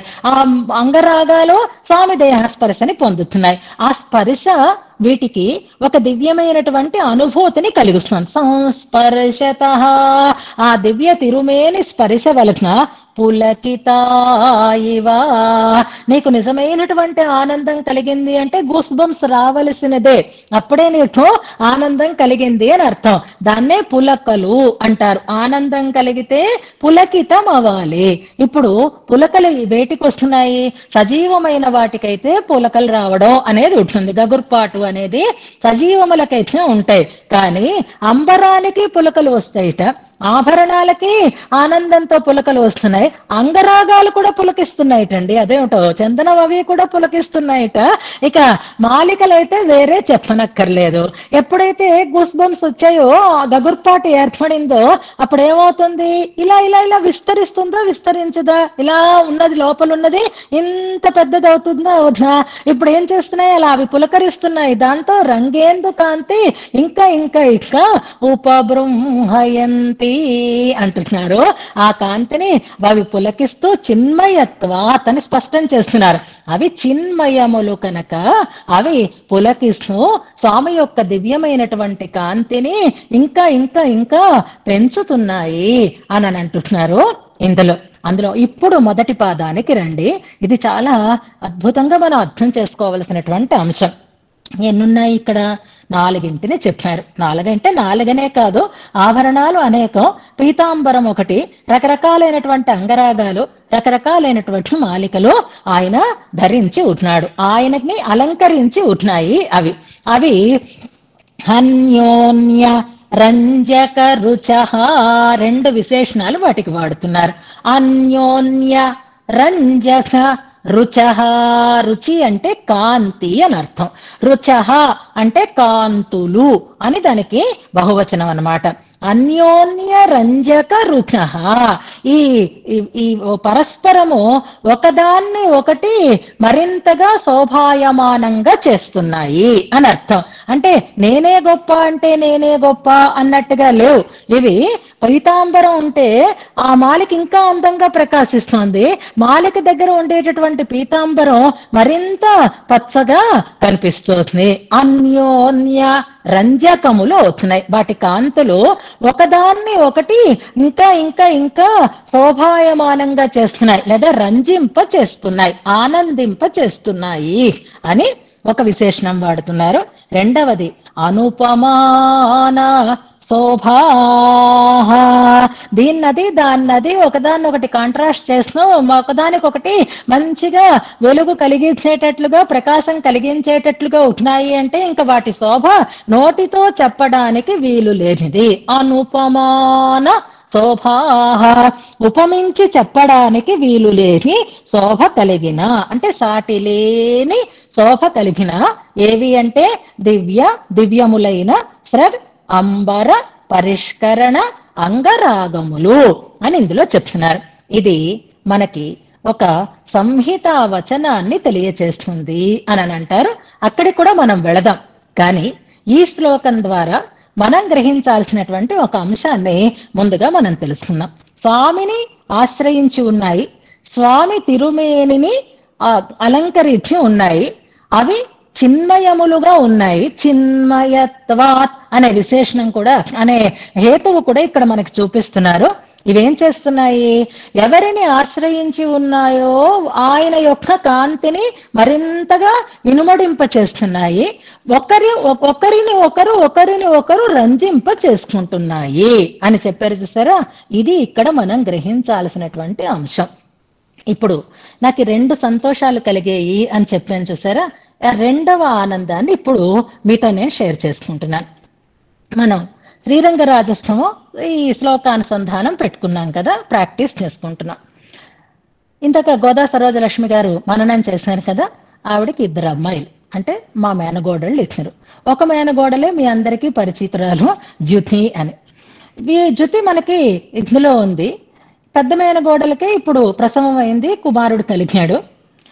ఆమె వీళ్ళు ప్రాక్టీస్ చేసుకుంటూ ఉంటే వింటోంది అంతే, ఒక్కసారి కూడా పుస్తకం పట్టుకోలేదు. కానీ వీళ్ళు ప్రాక్టీస్ చేసుకుంటూ ఒకరినొకరు క్వశ్చన్స్ వేసుకుంటూ మర్చిపోతూ ఉంటే ఆ పిల్ల అందిస్తోందిట. ఇది ఇంతకు ముందే జ్యుతి నాకు చెప్పింది.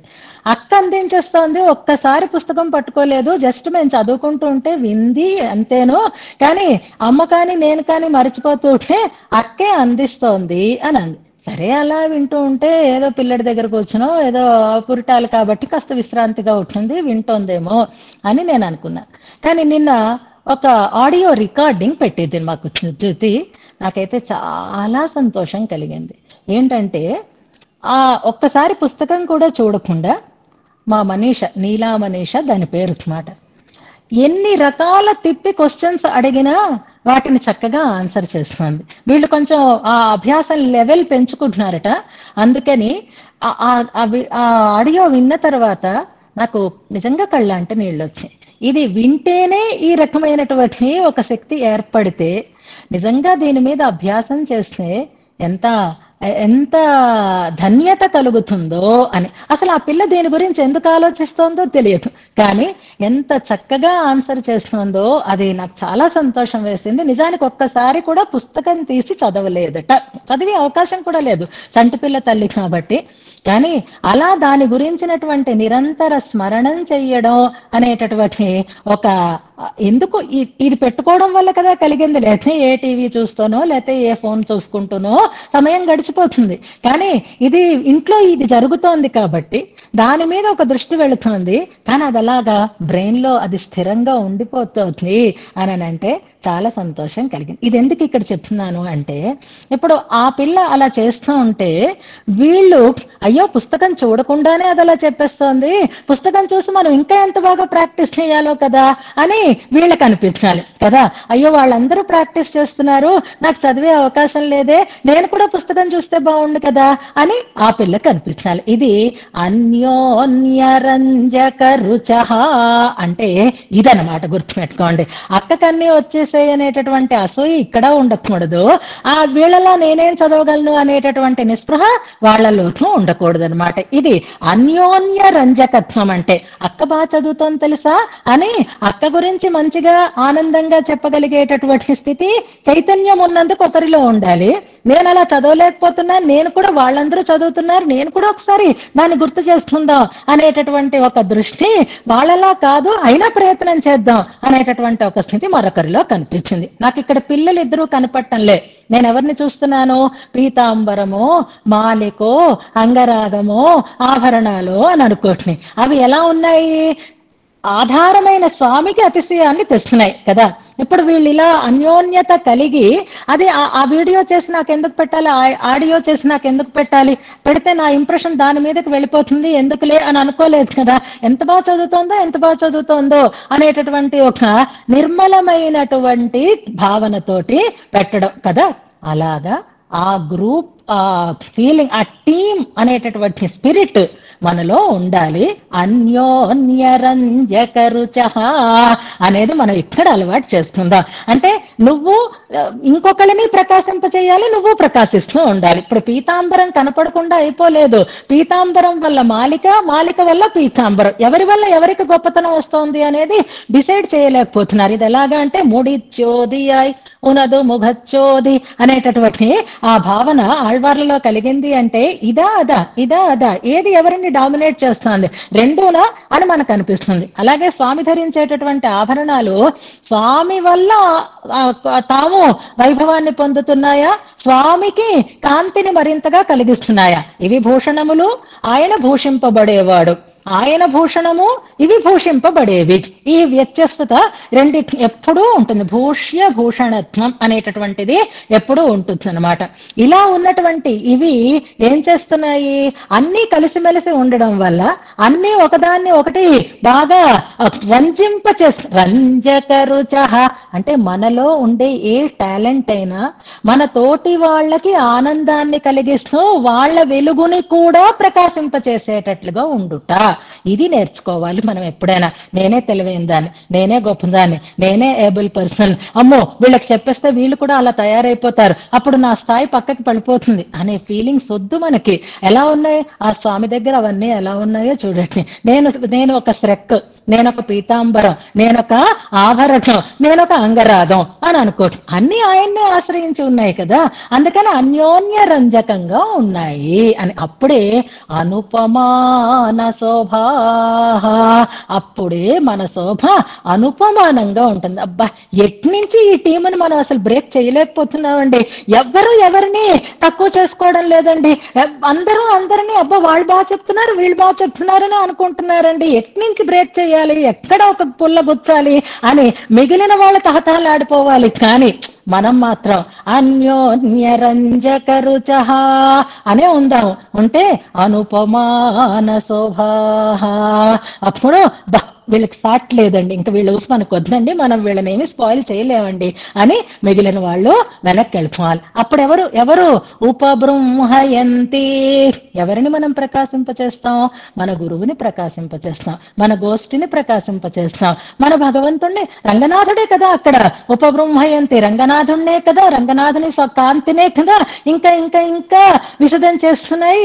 మనం కూడా మన పెద్దల్ని, మన గోష్ఠిని, మన సమాజాన్ని, మన సంప్రదాయాన్ని మనం ఉపబృంహయంతి అన్నట్లుగా ఉండాలి అంటే ముందేం నేర్చుకోవాలి? అన్యోన్యరంజక రుచ అన్నట్లుగా ఉండాలన్నమాట. మనం ప్రకాశిస్తూ మన ఇతరులలో ఉండేటటువంటి మంచిని కూడా గుర్తించి సంతోషిస్తూ వాళ్ళకి మనం ప్రేరణ కలిగించి వాళ్ళు మనకి ప్రేరకులు అనుకునేటటువంటి భావనతోటి ముందుకి సాగడం అనే ఒక అద్భుతమైన సన్నివేశం ఇందులో మనకి కనిపిస్తుంది అన్నమాట. అందుకే ఇవి ఒకదాన్ని ఒకటి అందంగా ప్రకాశింప చేసుకుంటున్నాయి అని అంటారు. ఇక అలా చదివేటప్పుడు ఏం కలగాలి? ముఖ్యంగా ఇది గుర్తుపెట్టుకోండి, సంస్పర్శతః. ఇలాంటి వ్యాసంగాలు చేసినప్పుడు కేవలం గోలొక్కటే దృష్టిలో పెట్టుకుని కాదు, ఆ పదాలు చదువుతూ ఉంటే, ఆ శ్లోకాలు చదువుతూ ఉంటే ఒళ్ళు పులకించినట్లుగా కావాలి. అంటే ఆ రకమైనటువంటి భావనతో వాటిని అనుసంధానం చేసుకోవాలి. ఎందుకని చిన్మయత్వాత్. మీ దగ్గర ఉన్నటువంటి ఆడియో రికార్డర్లోని ఈ శ్లోకాలు ఉన్నాయి. ఆడియో రికార్డర్ చదువుతుంది ఆ శ్లోకాలని, దానికి పులకలు రావు, కానీ చదువుతున్నటువంటి మనకి వస్తాయి. నవ్వేనా, లేకపోతే ఆశ్చర్యమైన, ఆనందమైన మనలో కలుగుతాయి కదా. ఎందువల్ల చిన్మయత్వాత్ అనేటటువంటి హేతువు చూపిస్తున్నారు. మనం చేతనులమైతే మనలో సహయోగం అలా ఉండాలి, మనలో అనుభవం అలా ఉండాలి, మనలో స్పందన అలా ఉండాలి అనే దాన్ని ఇందులో మనకి చూపిస్తున్నారనమాట. అంచేత ఆ స్పర్శ వల్ల మనలో ఒళ్ళు గగుర్పాటు కలగాలి, అది స్వామి యొక్క వైభవాన్ని పెంచేది కావాలి అనే దాన్ని ఇందులో మనకి చెప్తున్నారు. ఇక్కడ రంగేందు కాంతిం అని ఒక పదం ఉంది చూసినారా, రంగచంద్రుడు అని అంటారు. ఇక్కడ ప్రకృతి సహజమైనటువంటి ఒక సన్నివేశాన్ని కూడా మనం చూడాలి. నిజానికి చిన్మయత్వాత్ అన్నాం, ఇప్పుడే మనం ఎగ్జాంపుల్ చెప్పుకున్నాం కదా. అంటే ఈ రకమైనటువంటి స్పందన, ఈ పులకలు చిన్మయులైతేనే ఉంటుంది, అచేతనాలకు ఉండదు అని కదా మనం అనుకుంటాం. కానీ ప్రకృతిలో ఒక వింత ఉంది. చంద్రకాంత శిల అని ఒక శిల ఉంటుంది. ఆ చంద్రకాంత శిల పండు వెన్నెల చంద్రకాంతి సోకితే ఆ శిల కరిగిపోతుందిట. చంద్రకాంత శిలలు వెన్నెలకి కరుగుతాయి అని అంటారు. అందుకే వాటిని చంద్రకాంత శిలలు అని చెప్తారన్నమాట. అది కేవలం చంద్రకాంత శిలకే ఉంది, మిగిలిన అచేతనాలకే అలాంటిది లేదు. అచేతనంలోనే ఇంత విక్రియ ఏర్పడితే, ఇలాంటి మార్పు ఏర్పడితే, ఆ రంగేందు కాంతి మన మీద పడితే మనం ఎలా ఉండాలి? చిన్మయులం కాబట్టి మనం పులకితులం కావాలి స్వామి. అంతేకాదు, ఈ వీటికి కూడా పులకలు ఎప్పుడొస్తాయి అంటే చూడండి, మనకి కూడా పారవస్యం అందరి వల్ల రాదు. నిజానికి ఎంతో మందిని మనం వింటూ ఉంటాం, ఎంతో మందిని మనం కడుతూ ఉంటాం, కానీ వింటాం. ఎన్ని ప్రవచనాలు వినటం లేదు, ఎన్ని రకాల పెద్దల్ని సేవించటం లేదు. కానీ మనలో నిజమైన చైతన్యం రావాలనుకోండి. మీకు ఒకటే ఎగ్జాంపుల్ నేను చెప్తున్నాను.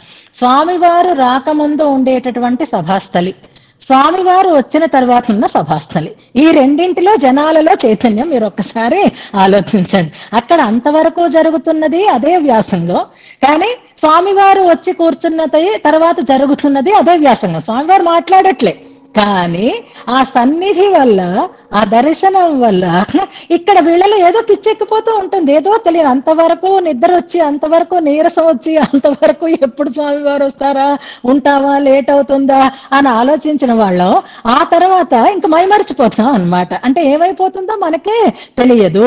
ఇది మనం అనుభవిస్తున్నామా లేదా? అనుభవిస్తున్నాం కదా. దీనికి ఒక చిన్న ఎగ్జాంపుల్ చెప్తానంటే, ఈ శ్రగంబరాలకి కూడా, వీటికి కూడా ఆ భగవంతుణ్ణి స్పర్శిస్తేనే కలిగేటటువంటి ఒక మార్పు అన్నమాట ఇది. ఒకసారి మా రామతీర్థం దివ్యక్షేత్రం మీకు తెలుసు కదా, అక్కడ ఒక కార్యక్రమం జరిగింది. ఆ కార్యక్రమంలో శ్రీరామ పట్టాభిషేక మహోత్సవాన్ని నిర్వహిస్తున్నారనమాట. అది ఎలాగా అనంటే, పట్టాభిషేక సర్గని ఊరికి అలా చదివేయడం కాకుండా, ఆ పట్టాభిషేక సర్గ చదువుతూ ప్రతి అంశాన్ని కూడా వివరిస్తూ అక్కడ ఆ కార్యక్రమాన్ని రామచంద్రుడికి సమర్పిస్తూ చేసేటటువంటి ఒక ప్రక్రియలో సాగుతుంది. ఉత్సాహవంతులైనటువంటి వారు అందులో పాల్గొన్నారు, లీడ్ చేస్తున్నారు. అందులో నాకు ఇచ్చిన టాస్క్ ఏంటి అంటే, ఆ పట్టాభిషేక సర్గని నేను వివరించాలన్నమాట. ఇంకా చాలా మంది ఉన్నారు పెద్దలందరూ, కానీ నువ్వు ప్రతి ఆ శ్లోకంలో ఆ సన్నివేశాలని వివరిస్తూ ఉంటే అక్కడ పెరుమాళ్ళకి అది జరుగుతూ ఉంటుంది అని అన్నారు. అలా వివరించాం. ముందు పారాయణ జరిగింది, ఇంచుమించుగా అప్పటికే 1:30 దాటిపోయింది అనమాట. ఆ తర్వాత పట్టాభిషేక సర్గ విన్నపం, అది కూడా మామూలుగా అయితే ఓ 10 నిమిషాల్లో అయిపోతుంది. అలా కాకుండా ఈ వివరణతో అనేసరికల్లా, అదే అందులో నాలాంటి వాళ్ళు అనేసరికల్లా మీకు తెలుసు కదా, పాపం రోజు అనుభవిస్తున్నారు కాబట్టి అది అలా సాగింది. అది కూడా రామతీర్థంలో, అది కూడా బేడాలు ఆ స్టేజ్ మీద. పైన కేవలం క్షామియానాలు ఉన్నాయి, కొంతమేరకి లేదు. ఎండాకాలం విపరీతమైనటువంటి ఎండ, ఘాట్పు వస్తుంది. కానీ పాపం అందరూ ఆస్తికులు కాబట్టి అందరూ విన్నారు. పట్టాభిషేక సర్గ అయిపోయింది, అంటే వివరణ అయిపోయింది అనమాట. తర్వాత అక్కడే ఒక పెద్దలు ఉన్నారు, వారి పేరు నేను చెప్పను అనుకోండి. బాగుండదు కదా అని ఆ పెద్దల్ని కూడా 4 మంగళాశాసనాలు వీరు చేయవలసినది అని వారిని ప్రార్థించారు. పాపం వారు పెద్దవారు అడిగారు కాబట్టి వారు మంగళాశాసనాలు చేశారు. అదొక 5 నిమిషాలు 10 నిమిషాలు జరిగింది. తర్వాత బాగా ఆప్తులైనటువంటి వాళ్ళు ఉంటారు కదా, మామూలు భక్తులే వస్తారు కదా, వాళ్ళు చెప్పిన మాటలు ఏమిటి అంటే, అంతవరకు కార్యక్రమం జరిగింది, పట్టాభిషేక సర్గ వినిపించారు జానకమ్మ గారు, కానీ మాకు అసలు అక్కడ ఎండ ఉందని కానీ, లేకపోతే 2 అయిందని కానీ, 2:30 అయిందని కానీ మాకు అసలు తెలియలేదు. కానీ ఆ పెద్ద ఆయన మాట్లాడడం మొదలు పెట్టాక ఏం గాడ్పు కొట్టిందమ్మా అన్నారు వాళ్ళు. అంటే అప్పుడు స్పృహ వచ్చిందనమాట, అప్పుడు ఒంటి మీద తెలివి వచ్చింది. అంతవరకు మాకు అసలు టైము తెలియలేదు, వాతావరణము తెలియలేదు. కానీ తర్వాత వచ్చేసరికల్లా అమ్మో ఇంత ఎండగా ఉంది, ఇంత లేట్ అయిపోయింది అని ఆ 10 నిమిషాలకే కొట్టుకుపోయావమ్మా అని చెప్పారు. అంటే ఇది జస్ట్ ఉదాహరణ, అభిమానం ఉంది కనుక అలా అన్నారు అనుకోండి, అది కాదు. నేను ఇక్కడ ఎందుకు చెప్తున్నానంటే, సంస్పర్శత అనడంలో అన్నిటి వల్ల కలిగే రియాక్షన్స్ కావు ఇవి, ఆ వస్తువు యొక్క గొప్పతనాన్ని బట్టి కూడా కలిగేటటువంటి మార్పు ఇది అనేడాన్ని అనుకోండి. అందుకని సాక్షాత్తుగా భగవంతుణ్ణే పట్టి ఉన్నటువంటి వీటికి పులకలు వస్తున్నాయి. చిన్మయత్వాత్ అనేటటువంటి ప్రయోగం ద్వారా చెప్తూ అవి రంగేందు కాంతిం ఉపబృంహయంతి. ఎలాగైతే వేదంలో ఉండే విషయాన్ని ఉపబృంహణాలు ప్రకాశింపచేస్తున్నాయో, ఈ దివ్య శ్రగంబర అంగరాగాలన్నీ కూడా స్వామి యొక్క కాంతిని ఉపబృంహయంతి అంటున్నారు. ఇందులో సంహితా వచనం, ఈ శ్లోకం మనం ఇంతకు ముందు చెప్పుకున్నాం అనుకోండి, కానీ ఇక్కడ ఇప్పుడు ఇందులో వివరాలు మళ్ళీ కావాలంటే రేపు చెప్పుకుందాం. చాలా వరకు మనం చెప్పుకున్నాం. ఎలాగా కిష్కింధకాండ దగ్గరికి వచ్చాం కాబట్టి ఇక్కడ మీకు మరొక అందమైనటువంటి శ్లోకాన్ని నేను ఇక్కడ చెప్తాను. ఇప్పుడు రంగేందు కాంతి అని అన్నారు కదా, రంగ ఇందుడు అంటే రంగచంద్రుడు అని అర్థం అన్నమాట. చంద్రుని కాంతిని ఇంకా ప్రకాశింపచేస్తున్నాయి అని అంటున్నారు. అక్కడ స్వామి ధరించినవేమిటి? స్రగంబర భూషణాదిభి అని. స్రగ్ అంటే మాలిక అని కదా మనం అనుకుంటున్నాం, పువ్వులని సమర్పించడం అని. అక్కడ ఇందాక మనం చదువుకున్నటువంటి సర్గలోని వర్షాకాల వర్ణన చేస్తున్నారు కదా మనకి వాల్మీకి భగవానులో. రామచంద్ర స్వామి అంటున్నాడట, మా కులదైవాన్ని అర్చించుకుంటే బాగుండును అని అనిపించింది ఆయనకి. ఎవరు ఆయనకి దైవం? ఆయనే సాక్షాత్తుగా నారాయణుడు కదా, అంటే నారాయణునే అర్చించుకోవాలి. ఈయన ఏ వంశంలో పుట్టాడు? సూర్యవంశంలో పుట్టాడు. అంటే సూర్యుడు వీళ్ళకి ఆరాధ్య దైవం. సూర్యమండలాంతర్వర్తి అయినటువంటి నారాయణునికి ఆరాధన చెయ్యాలి అని అనిపించింది అనమాట. ఎక్కడ చెయ్యాలి అంటే సూర్య విగ్రహాన్ని ఇంట్లో ప్రతిష్ఠించుకొని కాదు, వాళ్ళున్నదే ప్రకృతిలో, వాళ్ళున్నదే అరణ్యంలో, వాళ్ళున్నదే కొండ మీద, ఉన్నది ప్రశ్రవణ శైలంలో. ఆ మేఘాలు ఎంత ఎక్కువగా ఉన్నాయిట అనంటే, అబ్బా మనం సూర్యుడి దగ్గరికి ఒకసారి వెళ్ళొచ్చేద్దామా లక్ష్మణ అన్నట్టు అనిపిస్తుంది ఆయనకి. అదేంటండి అంటే, ఒకసారి మేడ మీదకి వెళ్ళి వచ్చేస్తాను అన్నట్లుగా అంత సులభంగా ఉంది సూర్యమండలానికి వెళ్ళడం అనమాట. మేడ మీదకి వెళ్ళాలంటే లిఫ్ట్లు, ఇప్పుడు ఫస్ట్ ఒక అంతస్తైనా లిఫ్ట్ అనిత గారి ఇంట్లో చూశాను కదా, అందుకని చెప్తున్నాను. ఇది వరకైతే అపార్ట్మెంట్స్ లో కూడా 5 అంతస్తులు ఉంటే కానీ లిఫ్ట్ ఉండేది కాదు. 5 అంతస్తులు దాటితేనే లిఫ్ట్ కి పర్మిషన్ ఇచ్చేవారు. ఇవాళ మనకి శక్తి ఎంత పెరిగిపోయిందో చూడండి. అందుకే ఒక అంతస్తున్నా మన ఇంట్లో రూములు చిన్నవైనా పర్వాలేదు కానీ లిఫ్ట్ అయితే తప్పనిసరిగా ఉండాలి అని పెట్టుకుంటున్నావా లేదా? అంటే మనం ఎక్కడానికి ఏదో ఒక సాధనం ఉండాలి. ఇక మామూలుగా ఎక్కాలంటే మెట్లు ఉట్నాలి. ఇప్పుడు దినకర మండలానికి వెళ్ళి ఆ సూర్య భగవానుడికి పుష్పాలు సమర్పించడానికి ఒక ఈజీ వే ఏర్పడింది అంటున్నాడు. ఎలాగట అంటే ఆ ఆకాశం మీద మేఘాలు అలా పరుచుకుని ఉన్నాయి. ఎలాగా అంటే మెట్లలాగా ఉన్నాయిట. మేఘాలనేటటువంటి మెట్లని ఎక్కి దివాకరుణ్ణి పూలతో అర్చించవచ్చు అని అనిపిస్తోంది అంటాడు చూడండి శ్లోకంలో. 4వ శ్లోకం ఇందాకటి సర్గలోనే. శక్యమంబరమారుహ్య, ఆకాశాన్ని ఆరోహించడం శక్యం. ఎలాగా? మేఘ సోపాన పంక్తిభిః, మేఘములనే సోపానములు, మేఘాలనేటటువంటి మెట్లు. అంటే ఆ దృశ్యం ఎంత అందంగా కనిపించాలి మనకి. ఆకాశంలో ఉండేటటువంటి మేఘాలు ఒకదాని తర్వాత ఒకదానికంటే పైకి ఒకదానికంటే అలా ఉన్నాయన్నమాట. మనం ఫ్లైట్ లో వెళుతున్నప్పుడు మేఘాలను చూస్తూ ఉంటాం కదా, అంతా ఏదో ముద్దలా తిరుగుతున్నట్టుగానే మనకు కనిపిస్తుంది. ఇక్కడ రామచంద్రుడి కంటికి ఎలా కనిపిస్తోంది అంటే అవి మెట్లలా కనిపిస్తున్నాయి. అంటే టక మనం ఆ మేఘాలనే మెట్లుగా చేసుకుని మేఘ సోపాన పంక్తులతోటి ఎక్కి కుటజ అర్జున మాలాభి, దివ్యశ్రక్ అనుకున్నాం కదా, కుటజములు అర్జునములు రకరకాలైనటువంటి వన పుష్పాలు అనమాట. వీటితోటి అలంకర్తం దివాకరం, దివాకరుడిని అలంకరించడం శక్యం అంటాడు రామచంద్ర స్వామి. ఇంకో తమాషా ఇక్కడ ఏంటి అంటే సూర్యుడికి పువ్వులు సమర్పించటం. ఒకసారి ఈ కాన్సెప్ట్ ఆలోచించండి, మీకు కొంచెం తేడాగా అనిపించటం లేదు? సూర్యుడికి పువ్వులు సమర్పిస్తే పువ్వులు వాడిపోవండి. సూర్య తేజస్సు ఎలాంటిది, ఆ ఎండలో పెడితేనే పువ్వులు వాడిపోతాయి కదా. మరి సూర్యుడికి మాలికలు సమర్పిస్తడం అనేది ఎప్పుడు సాధ్యమవుతుంది, ఎలా సాధ్యమవుతుంది అంటే సూర్యుడు కొంచెం దీప్తి తగ్గి ఉన్నప్పుడు మాత్రమే సాధ్యమవుతుంది. సూర్యుని యొక్క తేజస్సు ఎప్పుడు తగ్గి ఉంటుంది, వర్షకాలంలోనే తగ్గి ఉంటుంది. సూర్యుడు తనకు తేజస్సు ప్రకాశించకుండా ఉండేటటువంటి కాలం ఎప్పుడు, వర్షకాలంలో. అందుకే రామచంద్ర స్వామికి ఇప్పుడే ఓ మాలిక వేయగలుగుతాం, ఆ తర్వాత ఈ మాలిక అక్కడ ఇంత అందంగా ప్రకాశించదు. అందుకని ఈ ఋతువు చూసుకుందాం, వర్ష ఋతువులోనే దివాకరుడికి అయితే ఆ పూలతో అలంకరించేటటువంటి అవకాశం ఉంటుంది. కానీ రంగచంద్రో, రంగేంద్రుడికి, చంద్రుడికైతే ఎప్పుడూ చల్లగానే ఉంటాడు, ఫ్రిడ్జ్ లో పెట్టినట్టు ఉంటాయి, ఆ దండలు అస్సలు వాడకుండా ఉంటాయి అన్నమాట. ఈయనకు అలంకరించినటువంటి మాలికలైతే ఎప్పుడు ఋతువుతో సంబంధం లేదండి, ఏ ఋతువైనా సరే పువ్వు తాజాగా ఉంటుంది, మాలికలు తాజాగా ఉంటాయి. అందుకని దివ్యశ్రగంబర అనడంలో ఆ పువ్వుల అలంకరణ దగ్గర ఈ సంస్కృత వ్యాఖ్యానంలో వ్యాఖ్యాత యొక్క భావం అన్నమాట. దివాకరుణ్ణి అలంకరించాలి పుష్పమాలికలతో అంటే ఋతువుతో ప్రసక్తి ఎలాగా అంటే వాల్మీకి భగవానుడు చెప్పినట్లుగా మేఘ సోపాన పంక్తిని అధిరోహించి వర్షకాలంలో దివాకరుణ్ణి పుష్పార్చన చెయ్యొచ్చు దివాకరునికి.